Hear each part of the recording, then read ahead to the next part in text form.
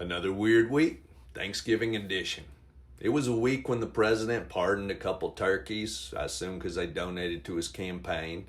A week that started with the president showing the New York City mayor who was boss. Hint, it was the one with the fewest bankruptcies. There was a lot of giggling, which baffled a lot of people, but it's because they focused on the stuff they agreed on, like how cool New York City is and how Marjorie Taylor Greene's the worst. The week ended with a tragic shooting of people who should have been home with family by a dude the president granted amnesty to using a gun he probably shouldn't have had. Meanwhile, the U.S. counterterrorism budget's been gutted and it's now being run by a 22-year-old with no experience. And the FBI's busy investigating a U.S. war hero and redacting the president's name from a certain set of files. They won't release GDP, inflation, or job numbers, but want you to believe it when a bunch of guys who've never been to a grocery store tell you the prices are actually down. They're cutting heat for poor people, adding more pesticides to your veggies, and they think the air you breathe doesn't have enough soot. The weirdest thing was the transportation guy revoking that rule that punished airlines for making folks sleep at the airport,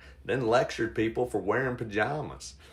But there's plenty I'm thankful for, like Musk's new transparency filter that helped us find out most of the MAGA messaging was just a foreign influence campaign. The president isn't sharp enough to do much more than just sign executive orders. Lindsay Halligan's probably thankful that the Comey and Letitia James cases got dismissed because she was illegally appointed and not for one of the massive mistakes she actually made. I'm thankful we pushed back hard enough that the Coast Guard reclassified swastikas and nooses as hate symbols again. I'll be thankful when that's not a sentence anyone ever has to say. Russia is probably thankful for Steve Witkoff and all his help trying to implement their war strategy. I'm thankful for all the video footage proving ICE is lying about inciting violence and assaulting American citizens. I'm thankful these knuckleheads decided to go after a decorated combat veteran and astronaut claiming he had violated the Uniform Military Code of Justice by literally quoting the Uniform Military Code of Justice. But most of all, I'm thankful for y'all and for fighting their tiny ideas with your bigger ones